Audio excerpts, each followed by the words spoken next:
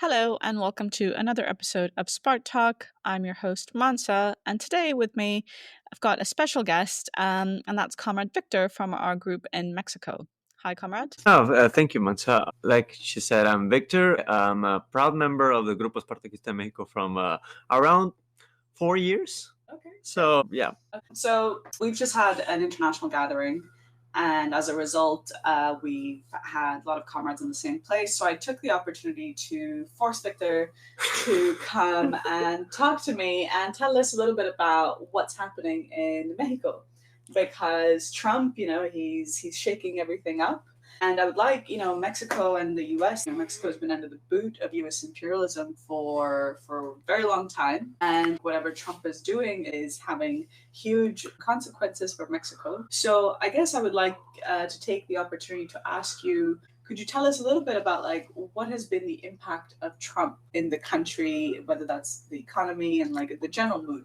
Yeah. So after Trump really got on with his tariffs, when the threats, because when he was elected president, when he haven't come around to the office, there was it was easy to some extent for the government to just respond very strongly to his bravado and so on and so forth. But when he really started okay, we're doing tariffs, we're going to interrupt trade and so forth. I mean, there was at first this reaction of panic from the government, okay, they didn't expect this to happen. They seriously expected to this thing of Mexico being the new darling of US investment to come here. And of course, I think the history of NAFTA, USMCA. Yeah. So I mean, the reaction has been actually, the illusions in the government have strengthened. Basically, there's this campaign of national unity to get behind Sheinbaum. For now, the bourgeoisie has been behind her. She's presented in national and international press as this model of diplomacy, but also standing up for Trump. Before we get farther into the government, I think for our listeners who are less familiar, so Claudia Sheinbaum, she got elected last year. Yes, and she's a successor to the beloved AMLO. Yeah. Could you tell us a little bit about AMLO Sheinbaum? What's her nature? What's her what's her politics? Basically, there has been these two populist governments, which actually haven't been around in Mexico for a while. So they actually reflect this situation on the bourgeoisie, where they're trapped between the Mexican proletariat and the U.S. imperialists, obviously. Mm-hmm. So what the populists do is they try to lean on a little bit more on the masses, to try to push back the imperialists, but also keeping them tight. So that has been the entire role of AMLO's government, and now Claudia, it was basically a handpicked successor. You look to her as, she is going to continue AMLO's work, and that's why people voted for her. That's the reason of the popular support. It's that they want to see AMLO's policies or something carried on in another. What is because I know AMLO was a figure quite known, I think, well, not just the left, but he became a bit of a popular name, even internationally. Why did the Mexican working class want this continuity of AMLO? What did they like about these populists? Yes, well, what they see in them is a force that can basically push back imperialism, which is the cause of all the misery in the country. There's a very stark realization in the masses, and it's very obvious to them that the US is screwing the whole country up. So they see in them as the ones that can push back and the ones that can gradually give them what they need, right? So they have done concessions to the workers, I don't know, raises to the minimum wage or social programs, with actually a huge percent of the population depend on these programs in one way or the other. I think it's 70 or 80% of the population that receive at least one of the social programs put on by the government. So, yeah, I mean, obviously they're very minimal. There's just... It's not near what the working classes need, but that does give some loyalty to the populists, because the situation is so dire that many of these people use the money from these programs just to eat. It's very... Yeah.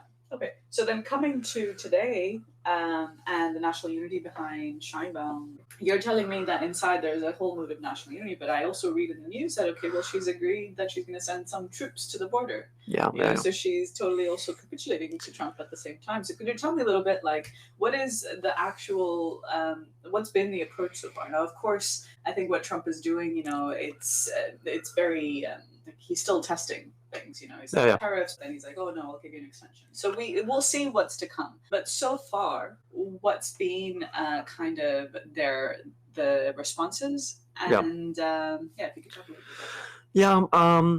Well, like I said, at first it was like the populists were like scrambling to come up with a response, and then they came up. Sheinbaum actually called to like a popular informative assembly at the center of Mexico City to say, okay, this is what we're going to do. We're going to impose tariffs on some things or another measures. But then actually she got like an exemption basically by doing whatever Trump told her to do, especially with the migrant question, the security question, whatnot. You know, the reaction from especially the working class, which is obviously the main national actor in the stage. At first there was this call for having like this general gathering of trade union federations, which is something that is desperately necessary, but it was in order to come up in support of Sheinbaum.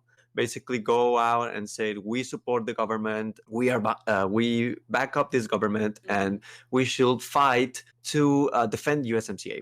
Actually, that's been a very, very big point. Defend USMCA. Like the economies of the US, Mexico, and Canada are massively integrated. Yeah. You know how auto, for example, the same part will cross multiple borders, multiple national borders, many times before it comes together in the form of a car that's then exported from Mexico to the US. I think NAFTA, USMCA, it's like, oh, down with free trade back in the day, But the trade union leaders, it's like their strategy or their insistence on how we must maintain this status quo. Like, why do you think that is? Do they see this as a way to fight back the job losses that would come? Yeah, they actually see it as the way of defending jobs and defending workers' livelihoods, because the argument of the trade union bureaucracy is like, okay, this trade agreement has brought jobs, it has brought economic growth and so on and so forth, which is the argument of the government itself. Actually, let me pause you there again, because has it brought jobs? Because I know there's a fair amount of industry in Mexico now as near the border. Yes. So again, for listeners who are not so familiar, what is the concentrations of the proletariat? If you can tell, what is the state of industry? Yeah. Well, what happened with the USMCA entered is that basically the national industry got stripped bare, but it was replaced by these huge factories and maquilas and whatever. For example, auto plants. You were talking about auto. Every major imperialist auto company is in Mexico in one way or the other. I mean, there's Volkswagen, there's Audi, BMW, Ford, GM. Everyone has plants that houses thousands of workers producing these very, very technified and these very advanced production techniques. At the same time, it came at obviously a cost of, the rate of exploitation in Mexico is barbaric. It's like the wages were driven down, whole layers of the population got screwed up, especially the peasantry, and basically it made up that Mexico is ultra dependent on the US. The whole economy is in the hands of the US.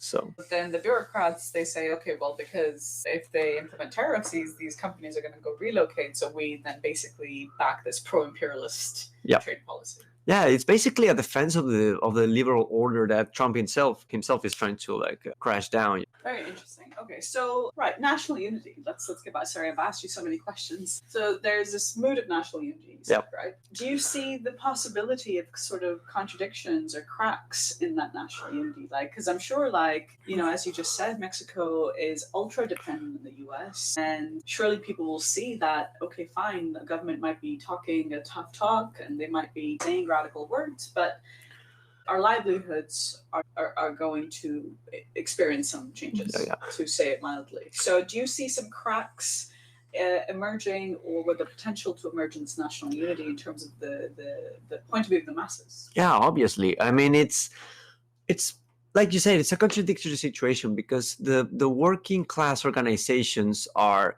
calling to stay on the toes of the government, to not separate from its strategy, to support USMCA, to get behind the government. And the central idea of this national unity is that now is not the time to fight for the workers' interest. Now is not the time to make any ruckus for the government, basically. Yes, so we're all together. We're all together united. But I mean, the workers have these contradictory feelings because on one hand, obviously they see that we need to oppose Trump, but their livelihoods are already like very miserable. And they sense that these attacks are not going to stop and they're going to hit them where they are their most desperate. So there's this building up of anger and resentment in the working class. They already resent like 30 years of defeats and concessions, and many already hate their leaders, but they don't see, currently they don't see like any other way. So there's this building up of energy that obviously is going to burst out, and it's already bursting out in some other sectors. For example, the education sector, which already has seen these mobilizations. There was the strike on the most important agricultural university in Mexico, which is Chapingo, which we intervened. We can talk about it a little bit more later. But speaking broadly, it's this thing where you have this giant bubble of anger and just pure desperation of their livelihoods, their conditions are getting worse, are getting hammered, and there's no real response to that. There is no fight back against it. So obviously we can expect when Trump's attacks are really hitting, I mean, they're starting to hit already Mexican economy. The tariffs on aluminum and steel, I mean, they're already like wreaking some havoc, but this is just the beginning. This national unity is a very strong sentiment, but at the same time, it has these forces from the inside pulling. So, and that's something that that revolutionaries in this country really need to like be able to intersect and give a way to burst the bubble in the interest of the workers.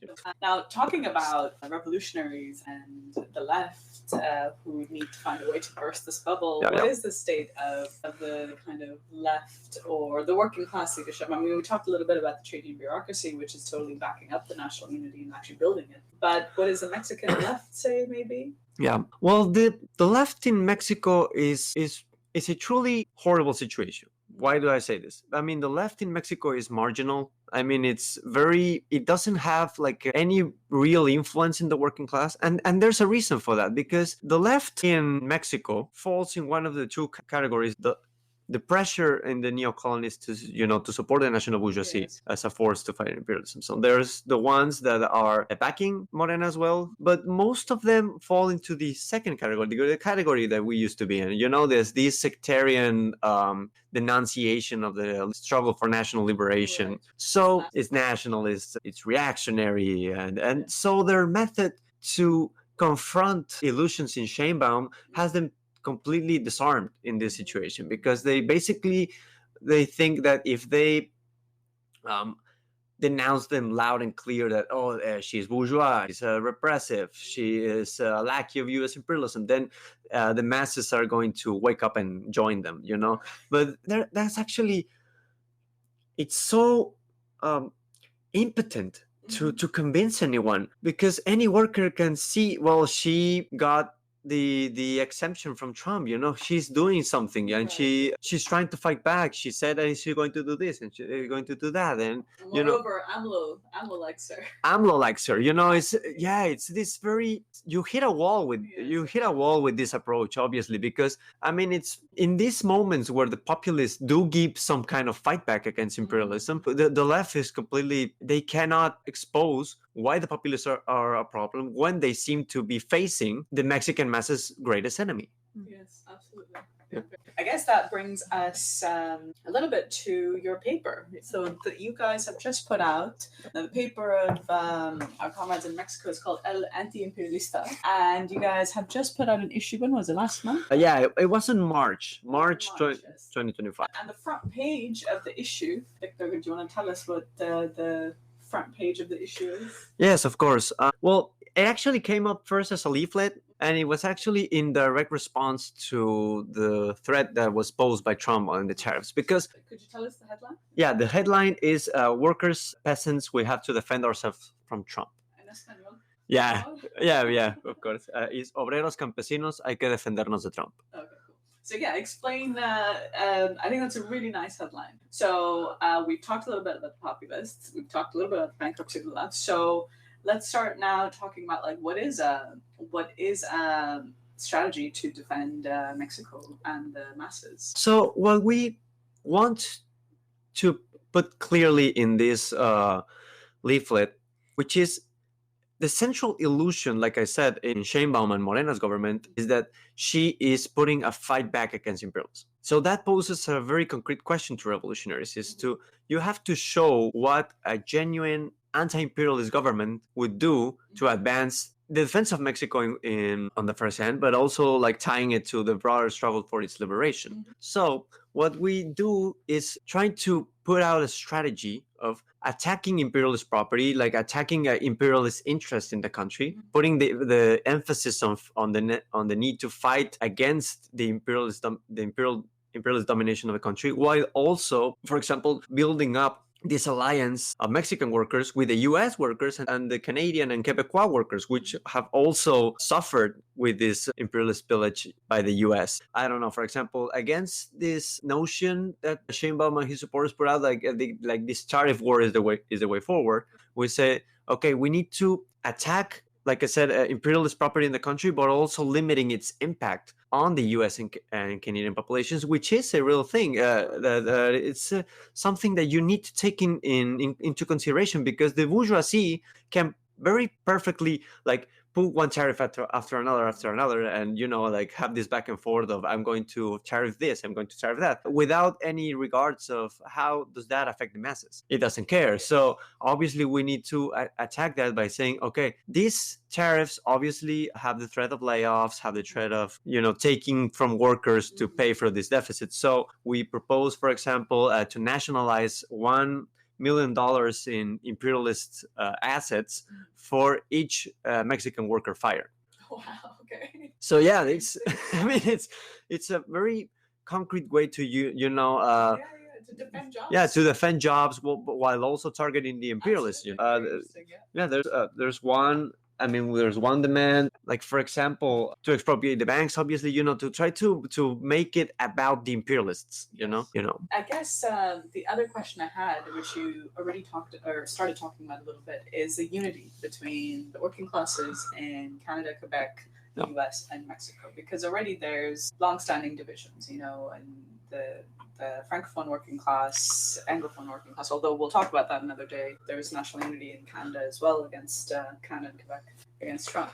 But I think you started talking about the need to build this unity and how the whole strategy of the populists is actually going to divide that. There's already so many antagonisms between the workers in the US and Mexico. So how is this a way to build that unity? And why is that unity also absolutely necessary to fight against Trump? Basically, what's posed for revolutionaries is, okay, everybody already hates imperialism. I mean, that's not the question here. It's more so, how do we, like you said, how do we unite all these people, and how do we put, the thing is, and that's the whole thing that the left completely rejects, is that you cannot dispel illusions in the populace just by denouncing them. You have to really counterpose a strategy that appeals to the workers' aspirations, which are tied to the anti-imperialist struggle, and to make it their own independent way of fighting against imperialism. For example, we also called for a anti-imperialist united front of the Americas against Trump.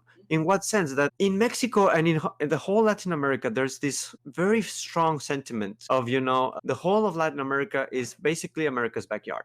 And it has been historically. So there's this very big or there's this sense of solidarity with other Latin American countries. I mean, so and that's another way of we do need to stand together against Trump, but you can't do that if you rely on the bourgeoisie, which every single bourgeoisie in the continent is going to try to screw the others up so they can get like a mildly or very lightly differential treatment from the imperialists. So they can protect their own little interests within their own in their own country, at the expense of the masses. At the expense of the masses. So that's another way of it's by fighting to put at the center their material interests, and how does that need a known proletarian strategy that really you can push forward this unity, because otherwise it's just hot air. It's just words. You have to really tie it to what they live and what they've suffered already, and you have to really put a perspective that says, if you want to defend your livelihoods and you want to improve them, you have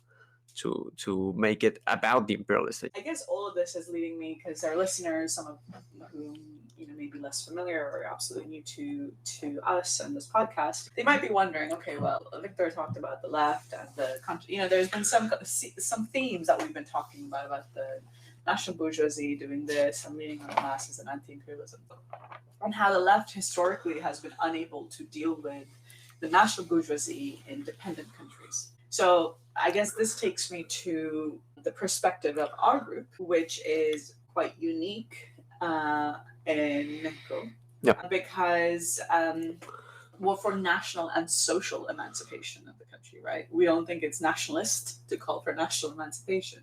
Now, this all stems from a general but fundamental reorientation that we in the Spartacist League internationally had 2 years ago now, and it was codified in our conference document called For Communist Leadership of the Anti-Imperialist Struggle. So this is our understanding. This is understanding of Trotsky's permanent revolution. Now, I guess what I would like you to talk about is kind of what does the Mexican section base itself on in terms of its understanding? What is the fundamental programmatic theoretical understanding? Because I think that will help our listeners to tie together the various points that you've been making. So explain to us why we are for the national and social emancipation of Mexico. Yeah, well, like we've been talking, it's impossible to deal with any need of the workers and the masses in Mexico without confronting the imperialists. In these countries, imperialism is the one that calls the shots, So every single thing needs to be tied to this fact that the country itself is oppressed by imperialism. So our perspective is, that, okay, that's the basis of our understanding, but there's also that's how you understand the obstacle, because the central obstacle to the struggle in these countries is precisely the fact that due to the oppressed status of these countries, the national bourgeoisie also has an interest in more freedom for the country, since it will benefit its own position as a class. That's why it can also move to the left, sometimes, and rely on the masses to try to push back the imperialists. So if you do not show in the course of the struggle why these forces cannot triumph, because they are ultimately more afraid of the workers than they are of the imperialists, and if you do not offer a way forward for these aspirations of national emancipation and, well, just everything, like decent wages, a good livelihood, everything, you simply cannot break the stranglehold of the populace on the masses. It's ridiculous to even try to think about it, because it does go to the core of the question. On the other hand, I think the danger is that you either deny that the populace actually have an interest themselves in sometimes taking a stand against imperialism. Trotsky calls the national bourgeoisie in oppressed countries a semi-ruling and semi-oppressed class. It has no independent position and role, right? Because it's absolutely squeezed between the imperialists and the masses at home. Now, the difficulty and actually the danger of doing work in oppressed countries is, so you talked about one side of it, right? Just denouncing the bourgeois, the blah, blah, blah, Yep. I think the other danger is to just completely liquidate. So what's that trend like? That trend, I mean, they're completely in cahoots with Morena. Mm-hmm. This trend, either belongs directly to Morena or is very openly appealing to, I don't know, for example, when the election was coming up, actually this trend was about giving support to Sheinbaum as the left wing of Morena. Yeah, they actually, because there was this sort of period of some form of polarization, in the sense that there was a Sheinbaum, which was AMLO's handpicked successor, but there was another contender, which was Marcelo Ebrard, which was more like we can call it like the right wing, center right of Morena, right? So the perspective for these groups is that the big danger they see is that Morena is getting bureaucratized or is moving to the right or something. So we need to stop that. We need to fight for it to stay on the left, to rely on the masses that it wants there to build its influence and power. Their whole perspective is to basically push the populists to go further. You know, in the sense that not because they're trying to break their influence, to try to show their contradictions, more so that they do believe that they're a vehicle that can advance the struggles for the masses. Yeah, so, if I'm a poor peasant, why should I look to the so-called leftists if the populists can do the job? Right? Yeah, so obviously. The consciousness is absolutely no, I don't know. And they're also like, it's funny because they're also very marginal. Yeah, like they're no better in terms of their influences on events. Okay. This conference document of our Mexican section can also be found in El Antiimperialista. It was actually the first issue, yes? Yeah, the first issue. Which our listeners can all go and read on iclfi.org. So I think we've covered a lot of ground. And maybe you want to just talk a little bit about, because the thing, you mentioned during the conversation is that there is a industrial proletariat in Mexico. And Mexico has seen some recent working class struggle, which Chapingo happened. Also, this is the reason why I'm asking this is we've done some work right, in Lázaro Cárdenas, yes. Cárdenas, my apologies. Do you want to just, I think we'll start wrapping up, but do you want to talk a little bit about what was that struggle? How do we try and provide a way forward, and what was the result? Yeah, so this was a minor strike in Lázaro Cárdenas, which was this very important struggle, which was actually ignored by the entire left. It was really criminal how they didn't even went there to, I don't know, try to have some conversations with the miners. Not stop talking about offering a way forward. No, they just never even showed up. So you have this minor strike, which was actually completely abandoned for a while by the bureaucracy itself, because he was so busy campaigning for Sheinbaum. Actually, their national leader, Napoleon Gómez Urrutia, was a deputy of Morena at the time. I think now he's senator. I don't. Yeah, I'm not sure about that, but basically, he's this very influential figure in the trade union movement. And he abandoned the strike to campaign for Sheinbaum. Yeah, he didn't even step a foot in Lázaro Cárdenas for, I think it was a month and a half. And after the elections, he went down there to sell the strike, to basically tell the workers, okay, we reached this agreement with the company behind your backs. Basically, we made the whole thing up. Vote it now, or we'll take your strike funds. It was a real threat on the workers. They were really blackmailed by their leadership. So at first we did this leaflet of like I said, you need to make this an anti-imperialist struggle and give it a proletarian way forward. So in that case, we intervened with the miners and then said to them, okay, you need to extend the strike to the port and the city. Why? Because the port is a very important part of the U.S. chain of production, and the whole city is under the yoke of the imperialists. The whole city suffers from the very same conditions that the miners were facing. Mm-hmm. So you need to really bring in the broadest masses into the struggle, and you really need to. That's a way to not only push for victory for the strike, but also to really push the anti-imperialist struggle forward, to really put it in the right track. So that was one, the first leaflet. Then the second one, which was called Traición or Betrayal, actually came up after the national leadership. The national leadership betrayed, sell out the strike. So that was shorter, but it was intended to, appeal to the workers to, this has been a betrayal and we need to elect a new leadership right now to continue the strike, to really post it point blank that, okay, this is what you need to do to take the reins back from your own strike. And, we have done some interventions after that. We wrote something, and we distributed on because the local elections then happened, and actually a leadership was elected that was elected on the basis that they wanted to continue the strike, because the local leadership was obviously like totally discredited during the strike. And we also tried to influence that and to really again hammer on the issue, like, okay, you need to make the struggle to strengthen your union, to defend your union, to defend your livelihoods about the imperialist oppression.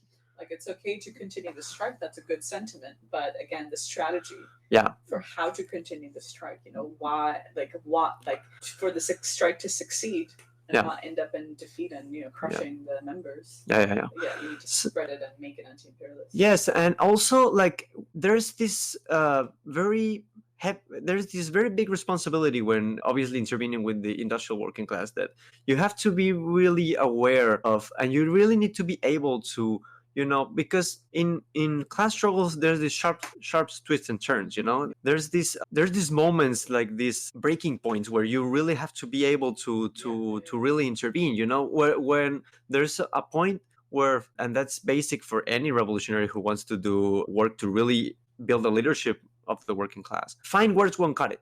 Yes, absolutely. You need socialism. You need revolution. You need to fight imperialism. Even those words, you need to fight imperialism. There's nothing unless you can like really ground it in what's happening with them and what they need to do. And that's why I think our intervention was so powerful, in that every step of the way we tried to hammer that point home, and try to offer a way forward. Okay, how do you advance your strike? How do you respond to the leadership betrayal? What to do next? When the strike was sold out, but then there was this election where the leadership was under a lot of pressure from workers. They actually conceded to the miners in Lázaro Cárdenas to elect this new leadership, because the old ones were so discredited, it was impossible for them to remain where they were without an opposition from the workers.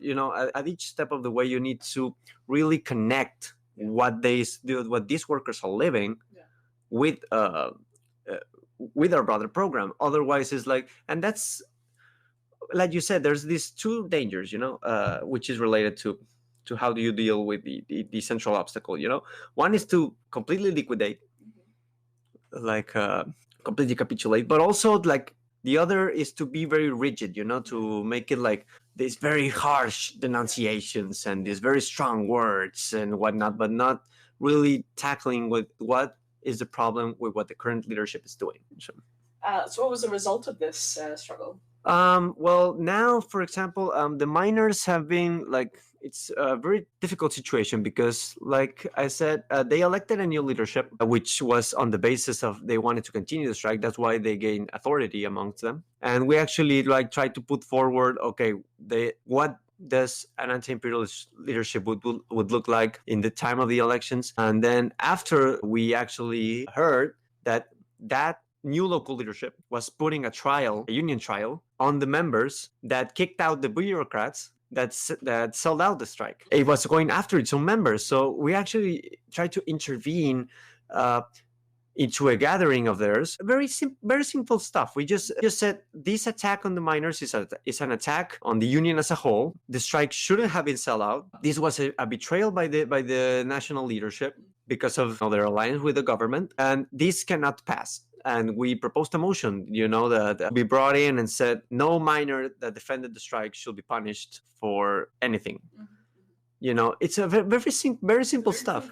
But very simple stuff. But I don't know. So ultra leftists would call it minimal, but it was what needed to be done at the time. And actually, the new leadership went after us. Actually, they came up with us. So the left wing of the union that wanted to continue the strike actually then turned and came after. Yeah, came after us for putting men on test, for really exposing them for something that we already knew, that they wanted to continue strike, which was perfectly okay. Obviously, we needed to fight for that. But they shared the same political program as the national leadership, as supporting the government and so on and so forth. So pushed between these contradictions of the working class base and the national leadership, they are going to have to choose. And they choose their own side. They choose the side of the national leadership who betrayed the strike. Okay, I think it's a really nice example of showing like how you have to be with the sentiment, but also the interests of the working class, and concrete, and like guide it, and show how at every turn this leadership, whether it's left posturing or not, how it's actually undermining their struggle and led to betrayal. So that's really exciting. Now, I know, of course, you've also intervened into the Audi strike that happened. Yep. I think probably we're starting to run out, but maybe I'll just start wrapping up by talking about that issue of the paper. So what else is in there, and what can our listeners, why should they go and look at it? Well, yeah, I mean, you can find it on our website. It's actually in PDF, so you can download it very easily enough. So the front page, like we talk about, is the article in defense of Trump. We also have this article on the USMCA specifically because of this thing that we've encountered with workers, because there is this spread illusion in workers that comes from their leaders that they do need to defend the USMCA. So there's that. There's a translation from our comrades in the US of the where's the US going? Very important also to yes. There's also the presentations that our comrades gave at the third international Leon Trotsky encounter in Argentina. Also talking on Mexico, but also like Argentina, what's to be done, and some small articles on education specifically, and also a translation from Workers' Hammer. Actually, the Palestine, it's a real victory. Yes. Okay. Excellent. Okay. Great. Yeah. Well, thank you. I've had a really fun conversation, if I'm honest. You guys are on social media. Yes. You can find us at Twitter. We're GEM _LCI. GEM _LCI. Yeah. In Facebook, you can find us as GEM.LCI2, and in Instagram is GEM _LCI. Okay, cool. I will note that down in the description below. And thank you very much, comrade, for informing us and the lovely discussion. Thank you for inviting me. Excellent. All right. Okay. Bye. Bye.